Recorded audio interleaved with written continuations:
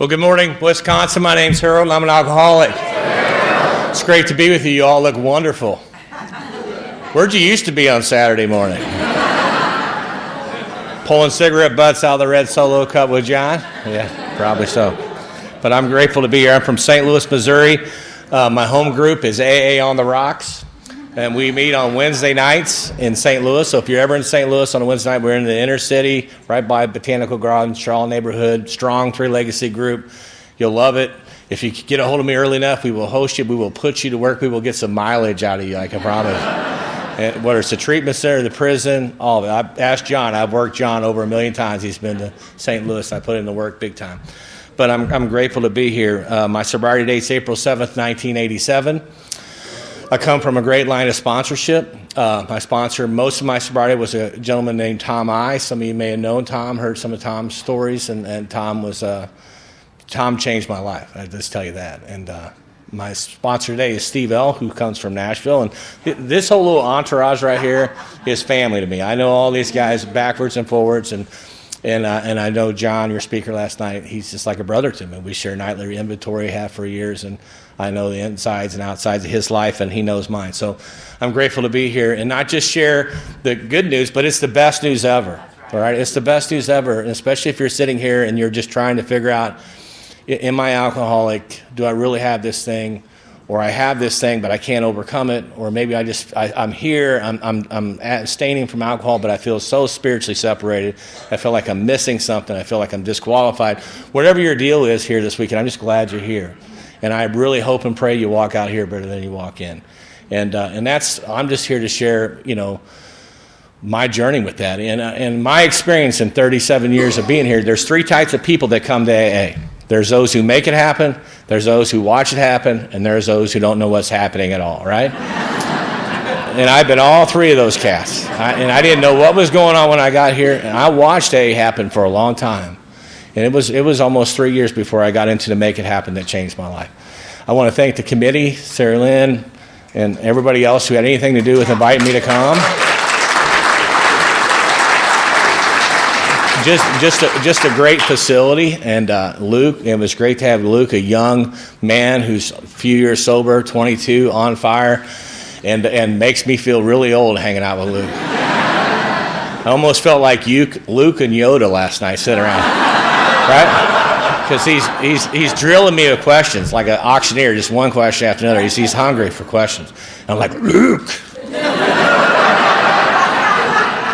Come all the way in, sit all the way down, and stay. Right? Pretty much how it went, right? He goes, well, what was it like when you were new? I said, well, when they were new, we didn't have the big, we had scrolls. And the chair would holler somebody out, and the little jokester would come up and read a scroll. Thou shalt not drink. Yeah. So saith the book of Big. Right? That's the kind of stories I told him. I think he believed half of that stuff. But no, he was a joy, and thank you for being here. It is a journey, and it's a journey that, in all reality, that most people will never have. 90% of the people that have alcoholism will never experience any of this. 90%. And out of the 10% that do experience it, less than 10% of that will ever sit where you're sitting for any length of time. And so if you're here, new, old, been around for a while, if you have a desire to drink, not to drink, and I hope you hang on to that with everything you have. I hope you cherish it, because if it ever goes to if it ever slips away from you, there's just no guarantee you'll ever draw a sober breath the rest of your life.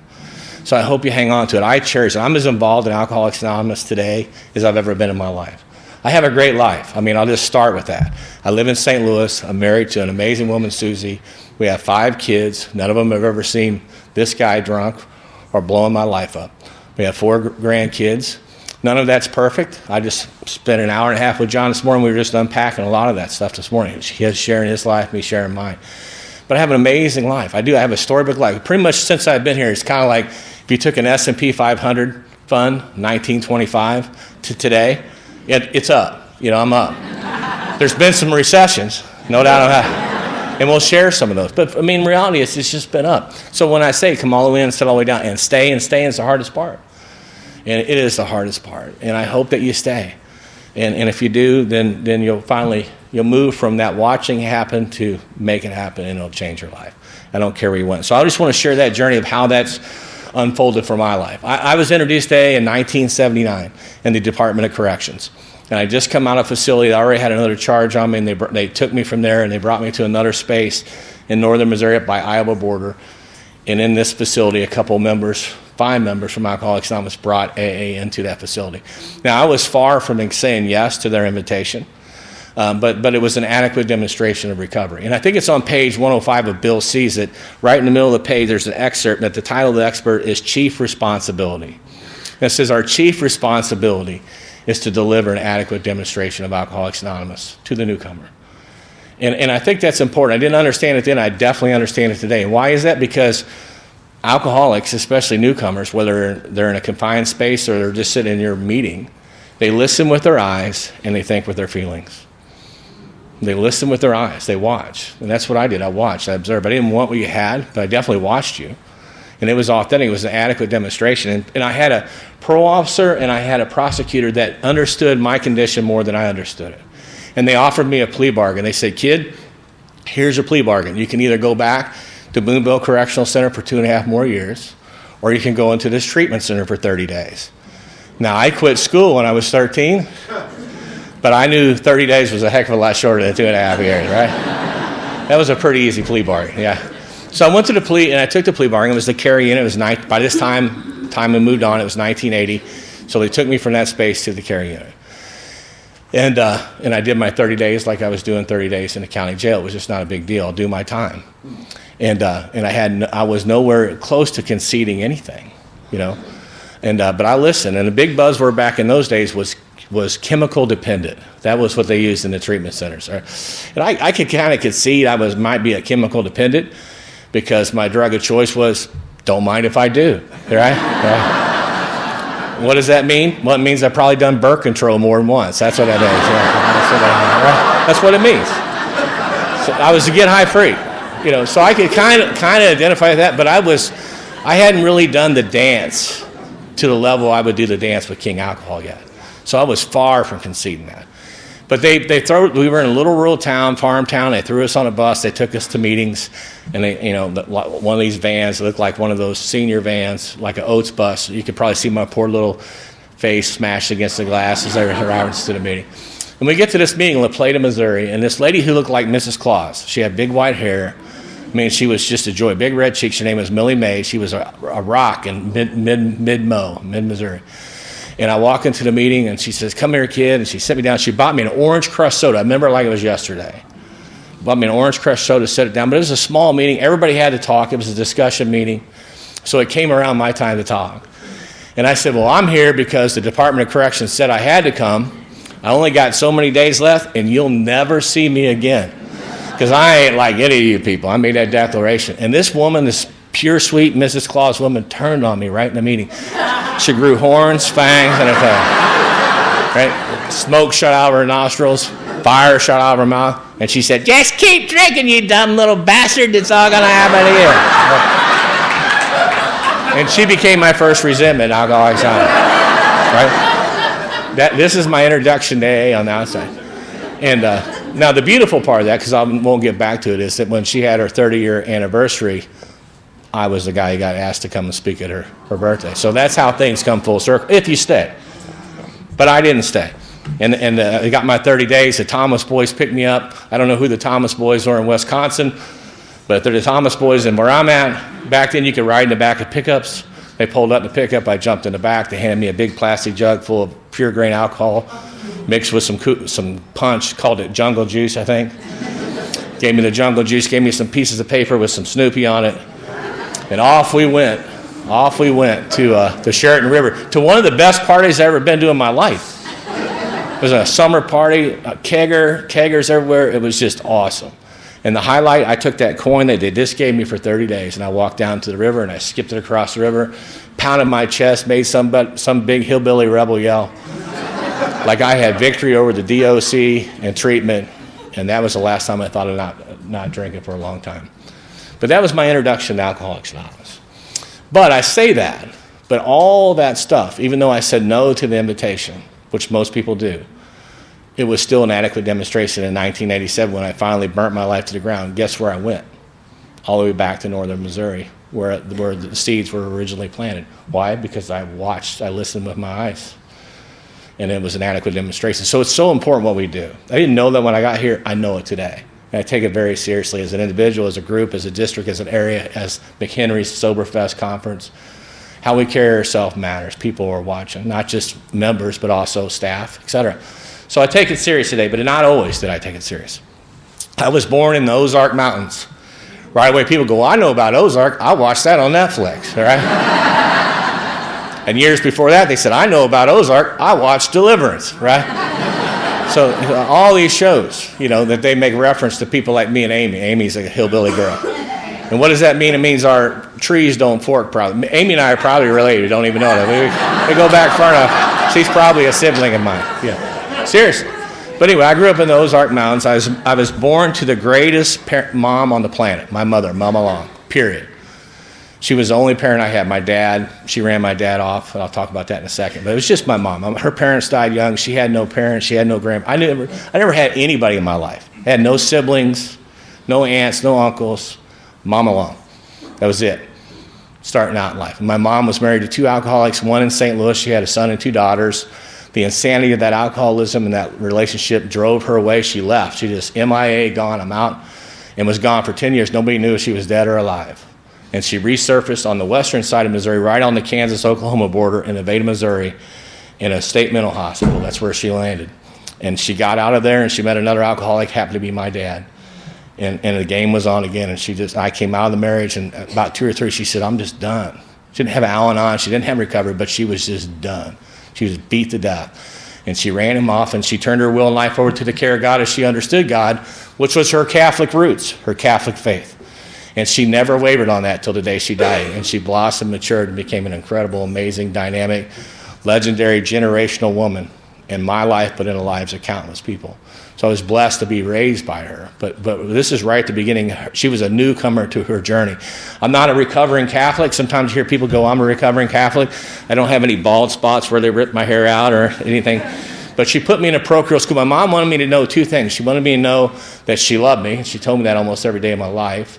And she wanted me to know about this higher power, this Jesus-looking God, this Jesus-looking figure that she followed. She wanted me to have that more than anything because it was making a difference in her life. So she put me in this little parochial school, less than 100 kids, Nevada, Missouri. Lived in a beat-up old duplex. We shared a bathroom with a lady next door. We didn't have anything. But I had a rich house, but economics, not so much. But I went to church, and I love Mass. I mean, I loved it enough I played church. Anybody else here play church? Any other church player? Anybody humble enough to admit they played church? I used to play church. I'd come home and put the TV trays out, make a cool altar, throw a blanket over it so it looked good, dump the fruit out of the fruit bowl, fill it full of potato chips for the Eucharist, right? Get some great Kool-Aid out for some wine, get a towel out for a cheap stole, get a Bible out I can promise you we never read. Invite a few people over, save a few souls at the house of worship, at the long house of worship. It was a great day, This is how I was starting out. The rock operas are out. Some of you are old enough to remember the rock operas. Tommy and Godspell and Jesus Christ Superstar and Hair. The Jesus Revolution's in full swing. The Peace Love Movement, which Diane referred to last night, full swing. And this is the culture and this is the context that's shaping my life growing up. I started playing drums when I was 5, very gifted at it. It served me well in my life, drums and percussion. I was a great baseball player, loved sports. Had I not met King Alcohol, I probably could have played professional ball. I don't know if I'd ever been good enough to play for the Cardinals, but I bet I could have played for the Brewers. Just saying. Yeah.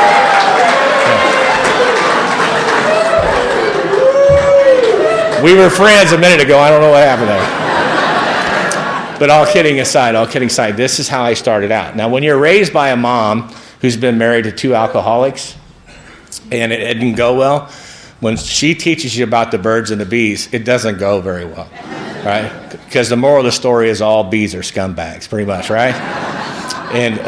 But she did her best, and so that's how I started out in life. My life shifted when I was about 8 or 9. My mom threw a bomb on me. She says, "Look, we're going to move to St. Louis." I said, "Why are we moving to St. Louis?" She goes, "Because you got a brother and 2 sisters you don't know about." And that really rocked my world, because now my mom pulled the curtain back on an area of her life I didn't even know existed. So the trust went down, and the questions came out, and the confusion started. And we moved from Nevada, Missouri to St. Louis, to not a rural town, but an outskirts town called Arnold. And we moved in this trailer park, and we lived in the back where all the beat-up trailers were at, where they called everybody trailer trash.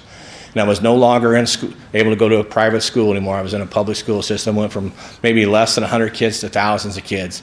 But this is where the root of alcoholism kicked in. This is when any inventory I ever did always comes back to this time and space. And this angst that every alcoholic has, every human being has it, I think, but alcoholics and addicts definitely have it to an extreme level. And we hear it every time somebody speaks. Almost every time somebody speaks here, they say, I always felt like a square peg trying to fit in a round hole. Or I always felt like everybody else had the answers to the quiz but me. Or I felt like I was a day late and $1 short. Somehow, some way, they talk about this angst, this hole in their soul, this warfare going on between their ears. They talk about it. They describe it. They try to articulate it. I call that the delusion of inequality. This delusion that who I am is not enough. And that delusion drove my life. And if you plugged a data cord in here and downloaded that, I wouldn't even want to see the poor choices, the hearts I broke, the bridges I made, and the poor choices I made based on that information. And guess what? That delusion still affects me today. That delusion got put on steroids when social media come out. There's people who will take their life today because of the delusion of inequality. Because I don't look right, I don't sound right, and just go on down the line. What you thought of me paralyzed me. And it's at this stage of my life where I can really point in my life and see how that delusion, driven by extreme self-centeredness, which ultimately the problem was spiritual separation, which I didn't know that at the time. But that was the problem. I was spiritually disconnected from any kind of power, from you, from the world system. I was separated. I was born that way, here it was really manifesting and coming out. And this is kind of how it looked like. I got to Arnold. I didn't look like everybody else. I looked like a country kid. Everybody else was wearing big old bell-bottom pants and blue jeans, had long hair. It's a hippie revolution like she was talking about. And so immediately, within 6 months, I changed everything. I'm wearing big bell-bottom pants. Anybody wear those things? I had big bell-bottom pants.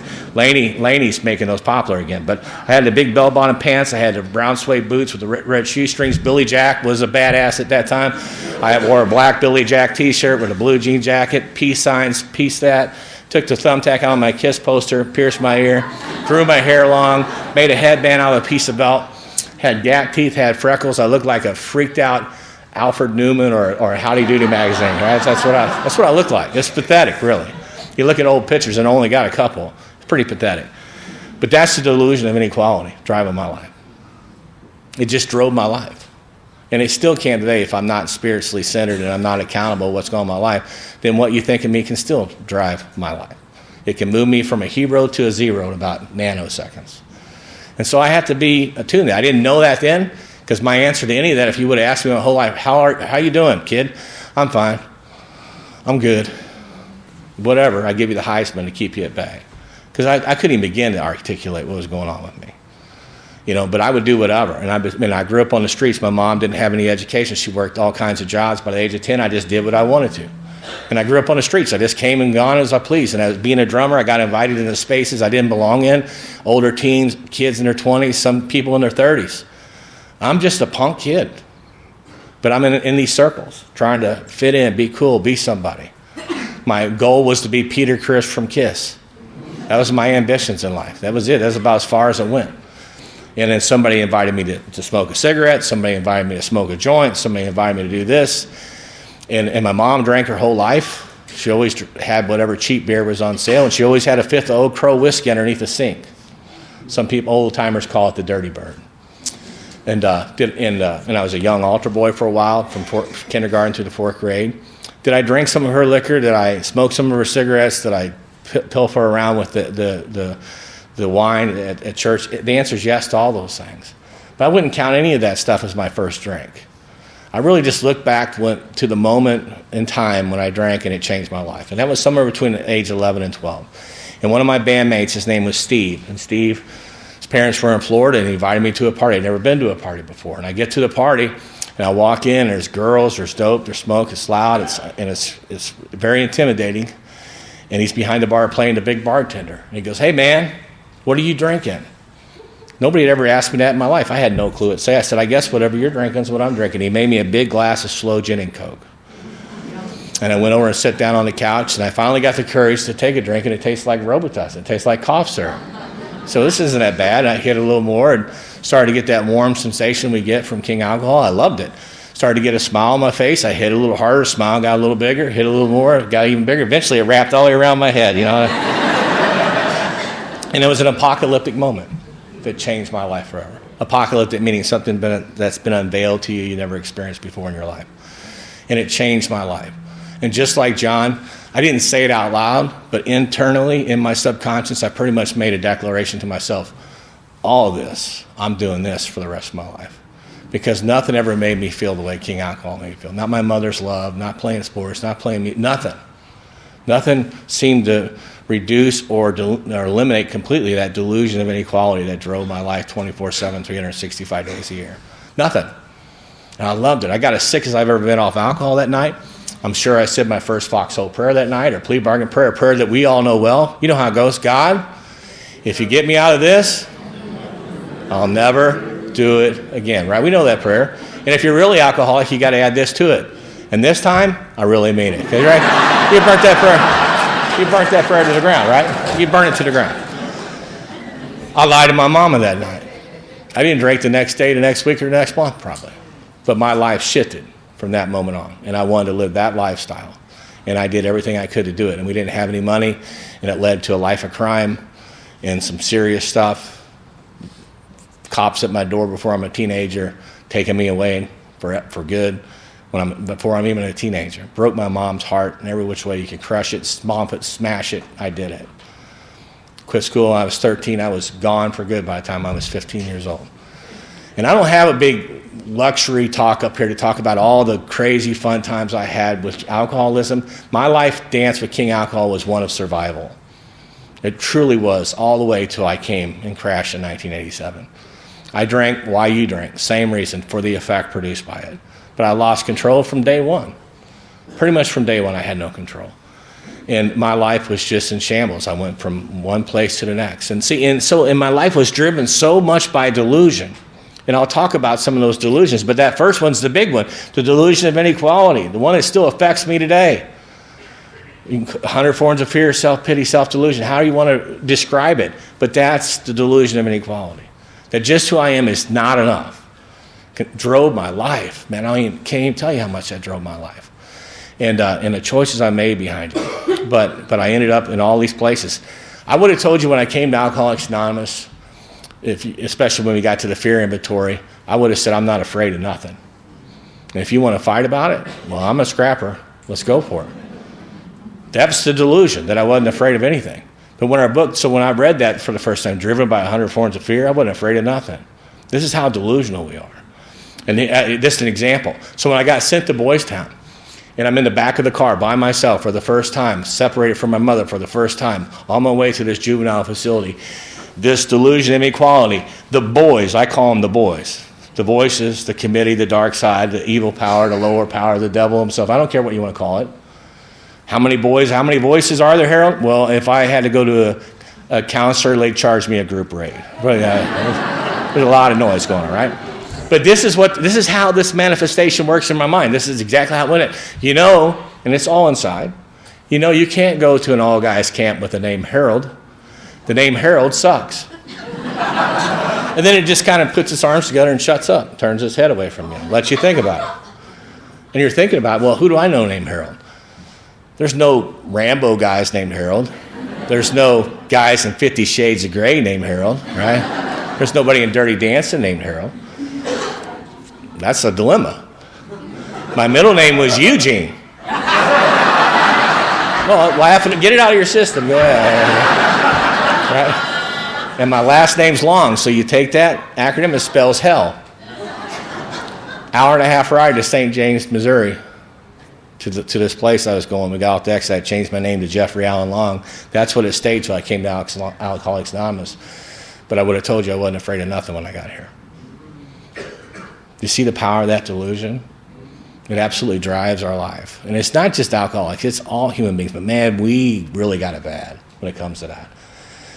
So that's how I was, and in and out of institutions. And when I was 15 years old, come out of one institution, had a bad seizure playing music with drums, kicked them all over, had a seizure. It was not a good scene. Ended back up in the same treatment center I just got out of. And that's when my mom gave me the ultimatum, man, I'm done. I went through this with your dad. I went through it with your siblings. I'm done. I'm out of here. So you're gone. You're on your own, kid. And she was done. She was absolutely, I'm done. And I was like, well, screw you, Mom. I don't need you either. This is what I'm thinking inside. But the other half of me is like, man, my own mom don't even love me anymore. But I ended up hooking up with this guy named Scotty. He was just a drifter. He was a gypsy guy. He was about 45, big, tall guy, long hair, skinny, had his old UPS van that he turned into a living quarters. He was just a drifter. He was in my town, and he was headed to Texas. I said, man, can I go to Texas with you?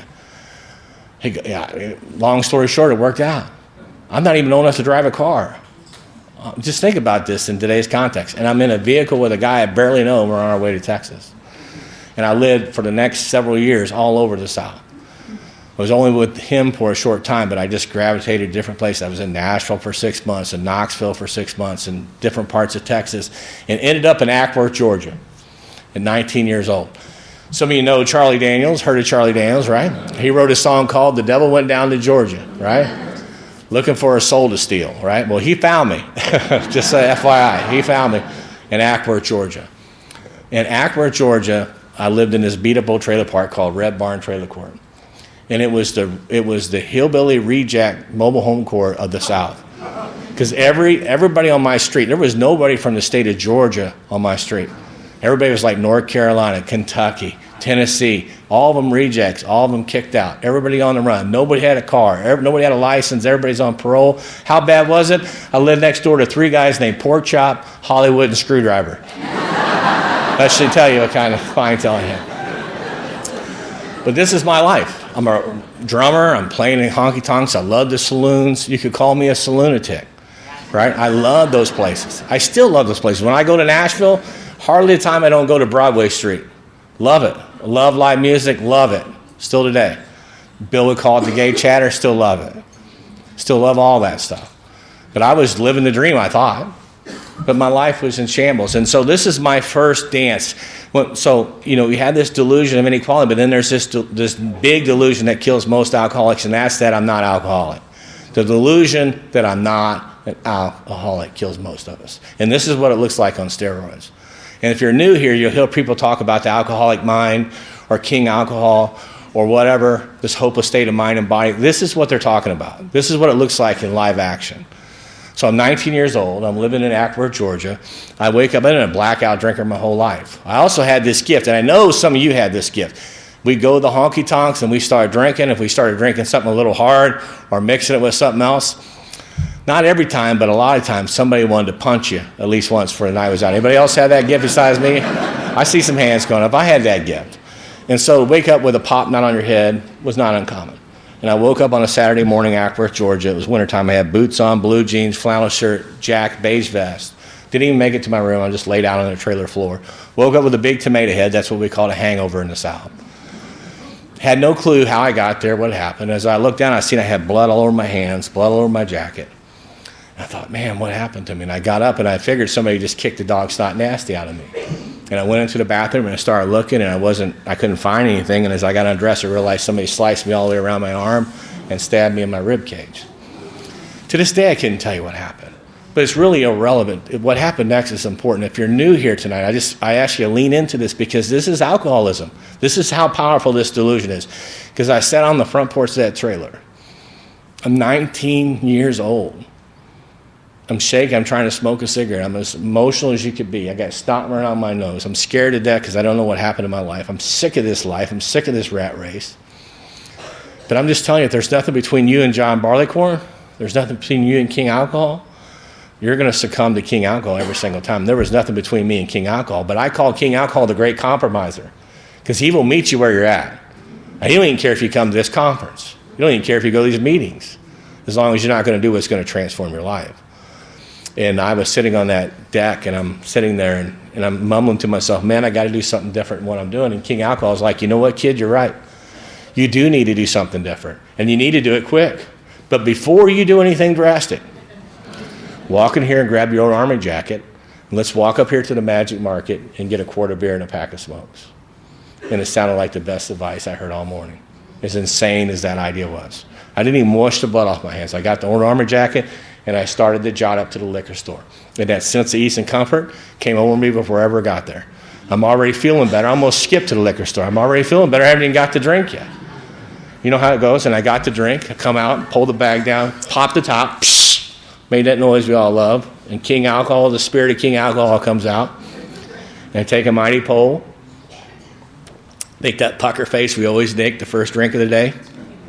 And that was the last time I thought about not drinking for a long time. And that's alcoholism.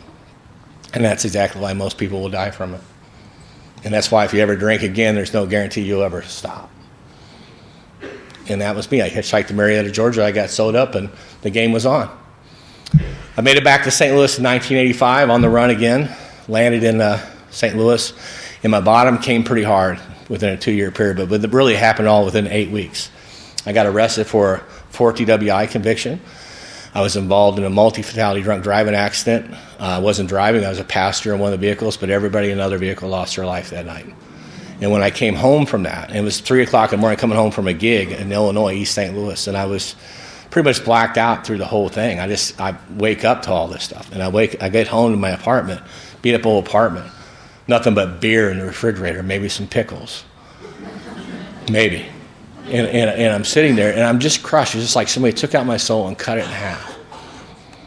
But there was nothing between me and King Alcohol.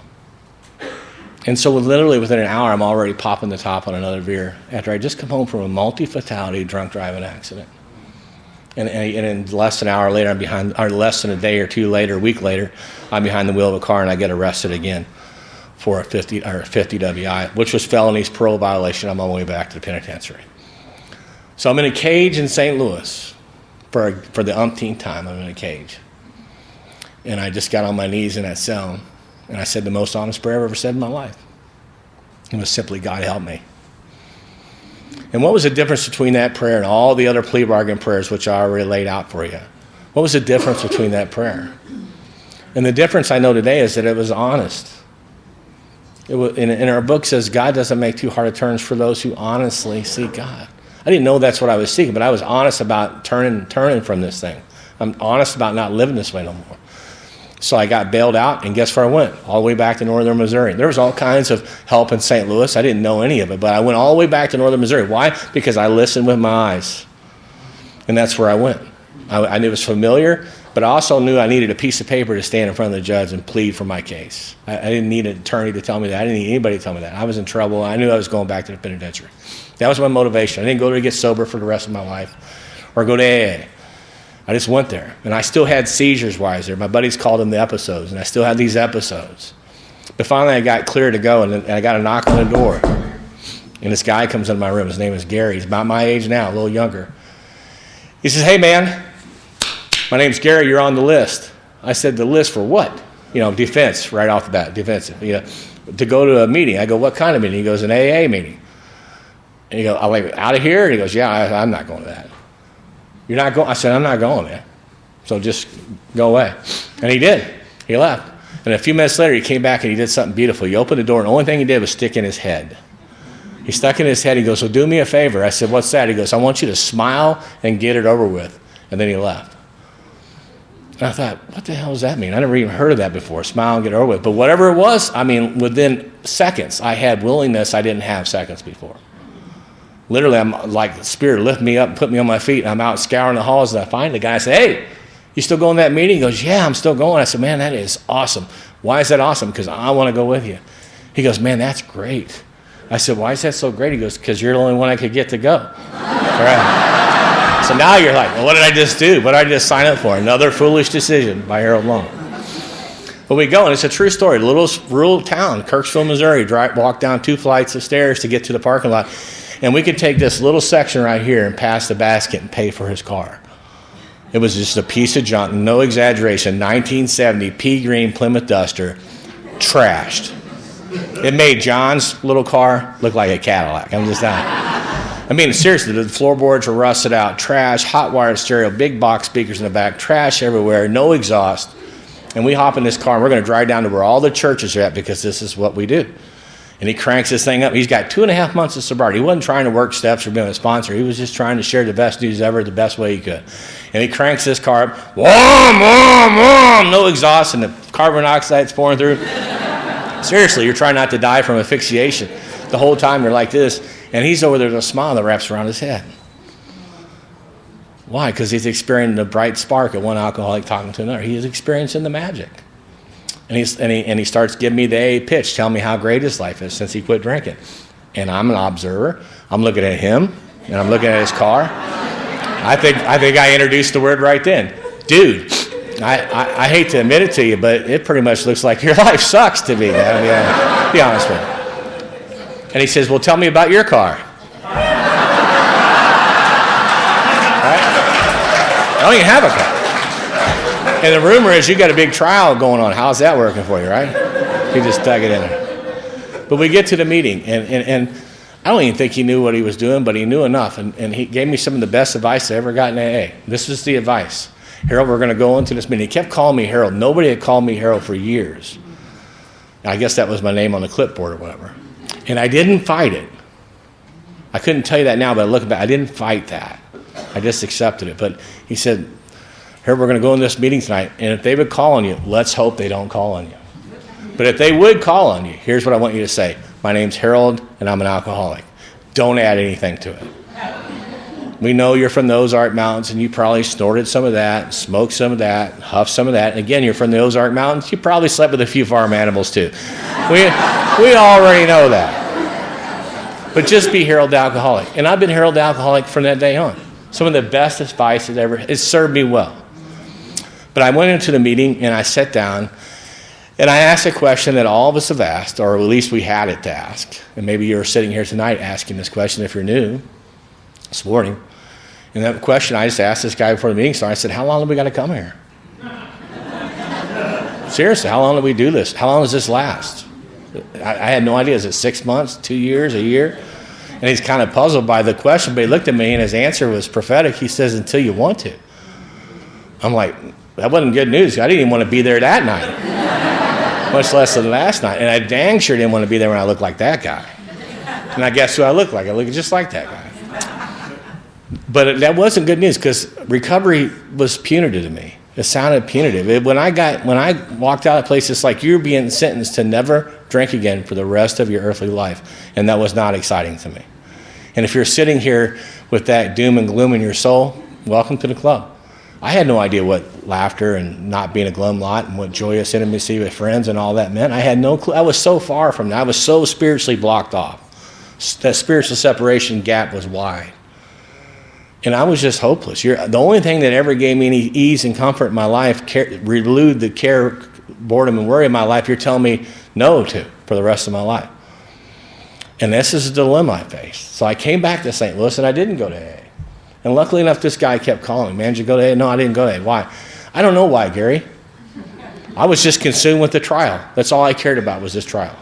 Didn't care about anything. You got to go to AA, man. Your life depends on it. And I knew that was a true statement, but I didn't want it to be. I didn't want it to be a true statement. But finally, I got the courage to walk into AA. And I came into AA, and I watched. I listened with my eyes. I looked around. I seen the steps on the wall. And I suffered from everything that everybody suffers from. And I think Clancy coined it best a long time ago when he says the hardest thing anybody in recovery will ever do is take actions they don't believe in. And there couldn't be a truer statement, because when I looked at the 12 steps, how's that going to change my life? Because I'm full of individualism and consumerism and materialism and secularism. My mindset was, call me crazy, but I think I could be a little bit more spiritual if I had a few $100s in my pocket. And a better looking girl, or a girl at all, and a driver's license, and a car that drove, and a job, and just go on down the line. And see, this is that delusion of inequality tearing me apart right in the rooms of recovery. Because I'm nothing, and I'm not going to be something until I had this stuff. And you're telling me to put the spiritual ahead of this, and I'm going to straighten out. And I can't subscribe to that. I've never experienced that, so I can't buy into it. And it's the dilemma of most people here. And that is just fueled by so many different delusions. I couldn't even begin to talk about them all.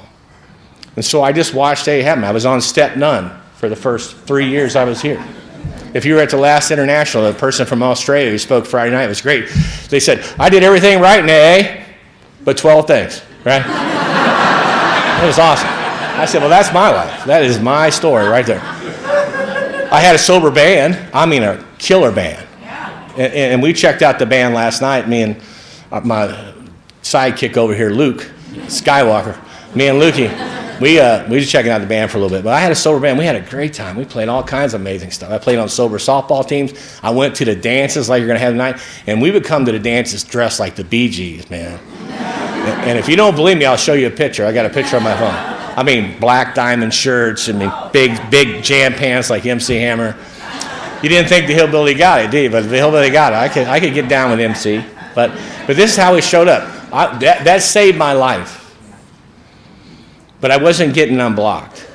So God sounded like this to me in the rooms.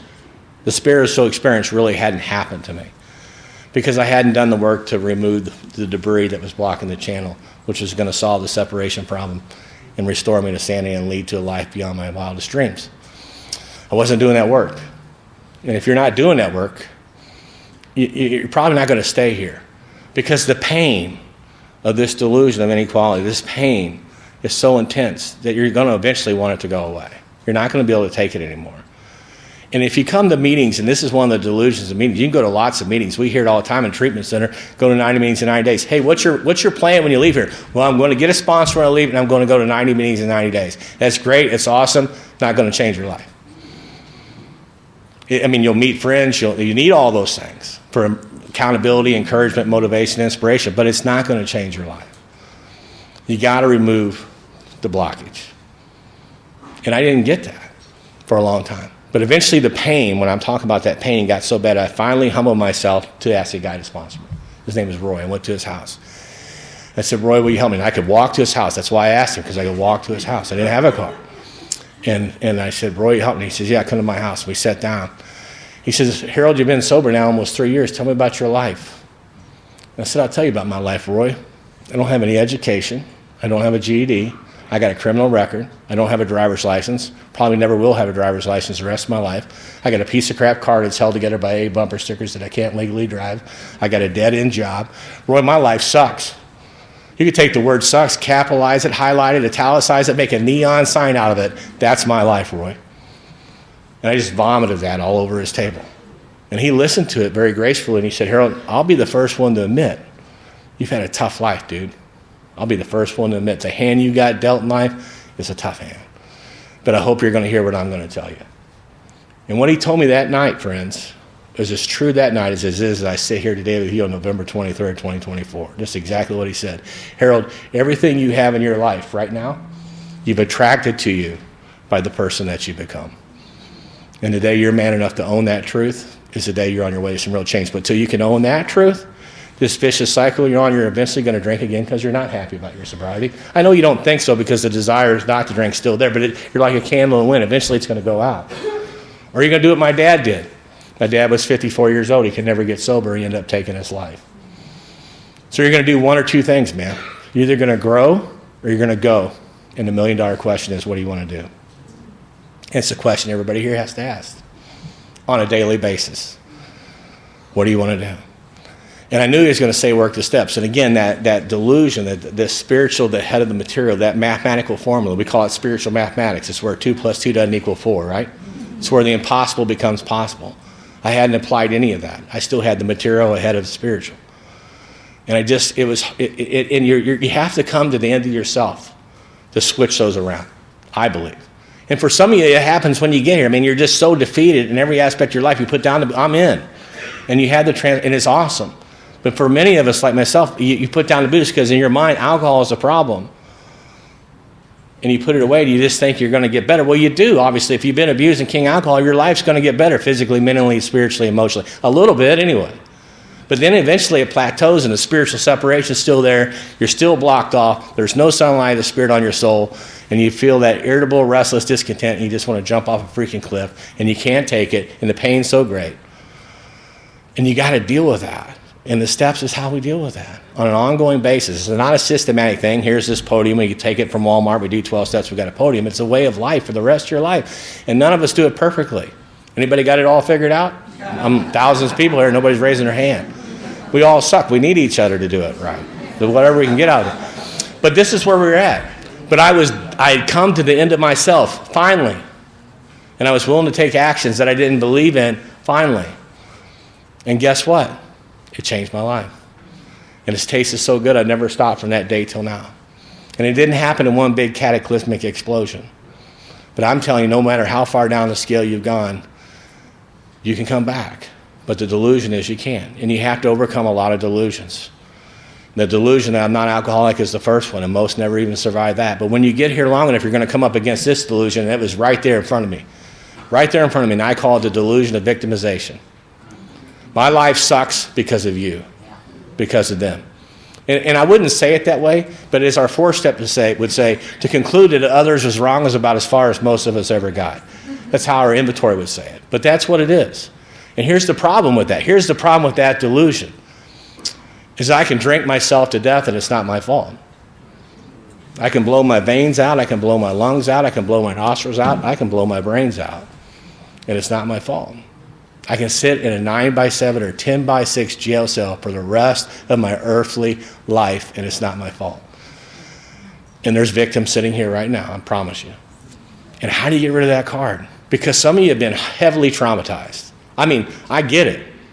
But before I was a teenager, sexually, verbally, physically, mentally, emotionally, suffered all of it.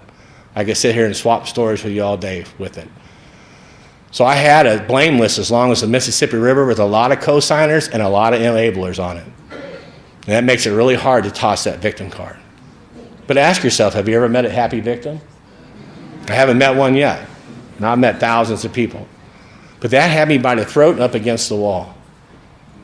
And my sponsor said, you got to let that go, man. You have to let that go. And steps 4 through 9 really help let that go. Especially that column where we start looking at ourselves. Finally started to break free from that. When I got here, when I did that first inventory, my sponsor said, how come your dad's not on your inventory? This is how deep the delusion goes. I never had a relationship with my dad. The last time I saw my dad, I was 14 years old when I was being sentenced for the first time. He came from Oklahoma to the trial. That's the last time I saw my dad. It was 1987 when I got sober. In 1988, I went to my mother and said, hey, I think I need to let my dad know I'm sober now. She says, let me find out what's going on with him. She called me to her house. I went to his house. I walked in. She was bawling. I knew she was going to tell me he died. I said, Harold, he died in 1986. I said, how did he die? He said, he took his life. The death certificate probably says self-inflicted gunshot wound, but he died from alcoholism for him. But he wasn't even on my list. Because I didn't have no problem. This is how deep the delusion is. But when I got finished with that inventory, guess what? I had a great big hole in my soul, and it was in the shape of a dad.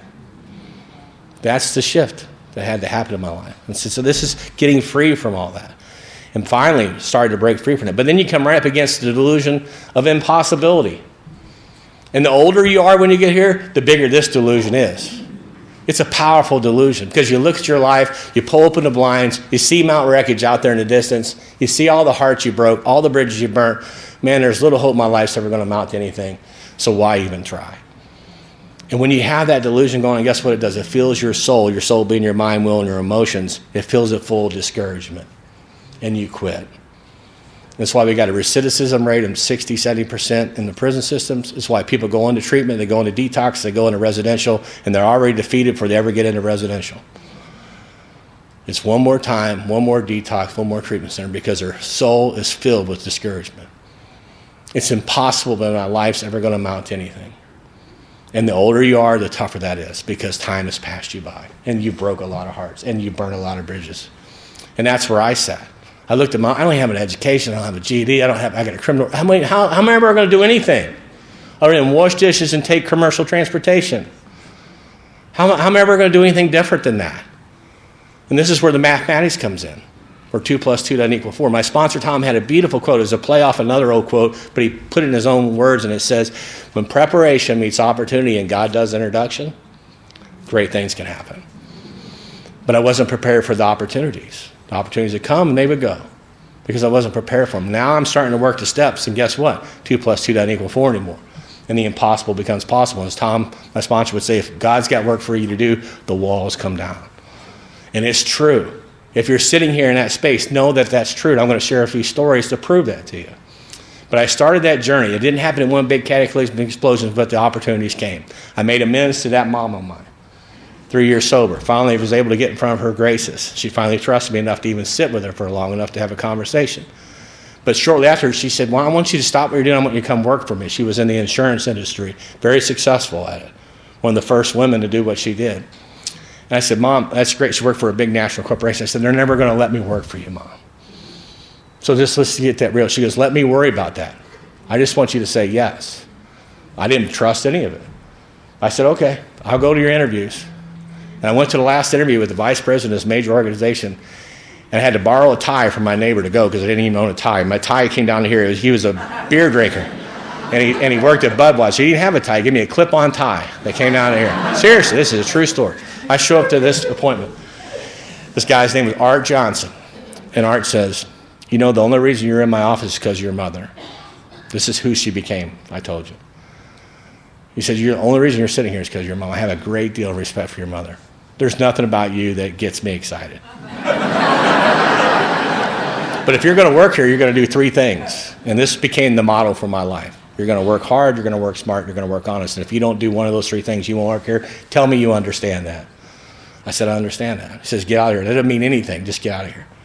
And they gave me the chance, and I made the most of it. I got an opportunity to go into this field, and I got a lot of degrees, designations, had a lot of initials behind my name, made a lot of money, had a great time. But eventually I hit a plateau where I couldn't go any further because I didn't have an education. And my sponsor says, well, you need to get your GED. I said, dude, I can't pass the GED. I said, I tried it twice, incarcerated. I quit. I can't do it. I never had English. He goes, then go sign up for classes. I said, you want me to sign up for classes? He goes, yeah. Sign up for classes. So I signed up to the community college for 16 weeks, 30-something years old, double-digit sobriety. Walk into the class, and they thought I was the teacher. Seriously. And there's a lot of funny stories that I can sit here and tell, but I don't have time. But I finished it, and I graduated. And then I got an opportunity to go to school, to college, and I got a bachelor's degree. Not only did I get a degree, I stayed on the dean's list the entire time. And I eventually sent my mom a bumper sticker that said, hey, your kid made the honor roll, right? It's a big joke, right? But eventually walked across the stage to get a master's degree on starting a business from scratch as my thesis and selling. I've done that not once, not twice, but 3 times in recovery. And eventually walk across the stage and get another master's degree. And almost finished with a doctorate degree. So that's the impossible become impossible if you stay here. I became a dad. I didn't think I never had a fantasy, or nor did I ever think I could fall in love with a little bald-headed woman with no teeth. Until they handed me one and said, here you go, she belongs to you. And that little girl is 32 years old today. And she has 4 kids, 2 of her own and 2 that they adopted. And the beautiful part about the adoption, they came first. They were from Mexico, Jane and Damien. And they adopted them. They were very broken kids when they came to our house. When they brought them home, they couldn't talk. Been sleeping in the garage, sexually abused, just broken in every way you could be broken. And they brought these kids in, and they poured love into them, and their life changed. Damien's teeth, he was 2, all rotted out, 2 years old. They got him veneers. He got a smile. I think he smiles in his sleep. He's never stopped smiling since he got veneers. But they've had him for 3 years now. Their life is totally transformed. They couldn't even see Harold. They couldn't say Grandpa Harold, so they started calling me Grandpa Harry. That's what they call me. That's a big joke, Grandpa Harry. It's amazing what happens to your life when you stay here. I ended up making amends to my dad's brother, one of the most powerful amends I ever made in my life. Diane and Amy are going to do a workshop later. You don't want to miss that. To our Mike doing? Well, John and Amy. Okay, I think it's, okay, what it says, whatever. Those 2 are doing a thing, and it'll be powerful. And I get to sit here and talk about how John's worked in my life with some of that stuff on top of it. But I just one. And this is my dad's brother. And this is a delusion. I say this one because this is a delusion that robbed me my whole life. And so when I'm doing my 8-step list on 3x5 index cards, I got to my writing them out. My sponsor says, well, didn't your dad have some brothers? I said, yeah, a couple, but they're dead except for this one. He goes, how come he's not on your list? I said, I never did anything to that guy. I seen that guy like twice when I was a kid, a little kid, and I don't even remember it. I got a picture of it, but I don't know this guy. He goes, "Do you ever participate in his life, Harold?" I said, "No." "Did you ever call him?" I said, "No." "Then put him on your list. He's your family member." It says in our book that we take the lead on the reconstruction of our life. He's part of your life, or whatever. So I put him on the list. 5 years go by, 10 years go by, 12 years sobriety. My stack's down to about this, my 8-step list. I'm in the prison one night doing a 12-step workshop and we're on reconciliation and amends doing steps 8 and 9.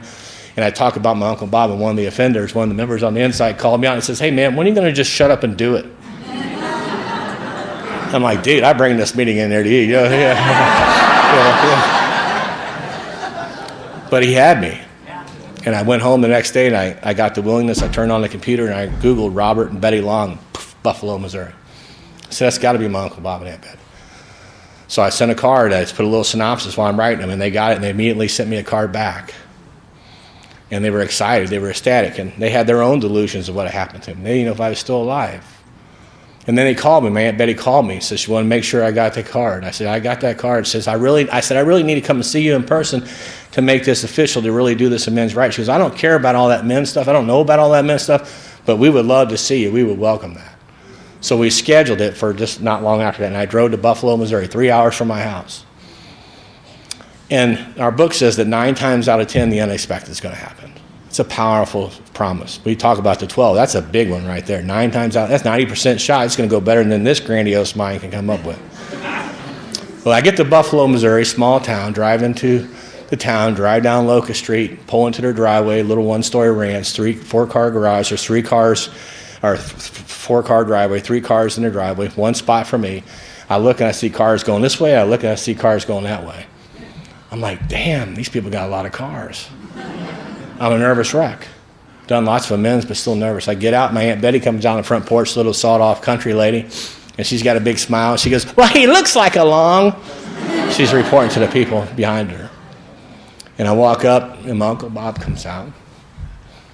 He grabs my hand, put his hand over the top of it.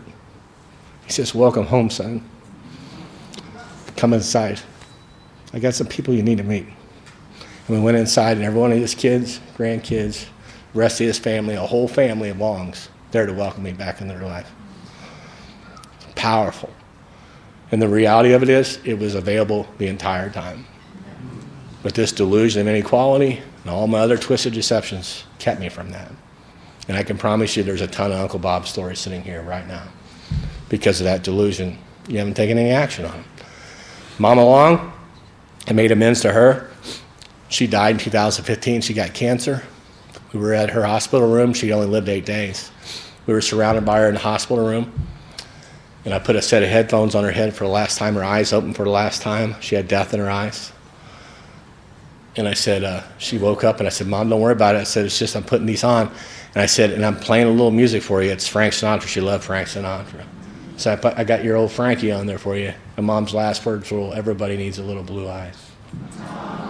But I was there to be with her before her last breath. When I looked around the room and all the people in that room, kids, nephews, nieces, I was good with everybody.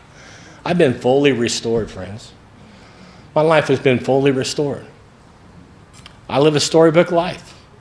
And I'll close with this. This is how I have a storybook life. I'm going to share these 2 things. My sponsor told me early on when I started doing this, he goes, "Harold, there's 2 things. If you do these 2 things well, you will have a storybook life." And I took it seriously, and I've been doing it seriously for well over 30 years. Number 1, you always have a new guy you're working with. If you don't have a new guy you're working with, page 100, first full paragraph, you stop what you're doing, you get out your rod, you get out your bait, you go fish for your fish, but you always have a new guy you're on your journey with. Number 2, you got to go somewhere once a week where you don't want to end up.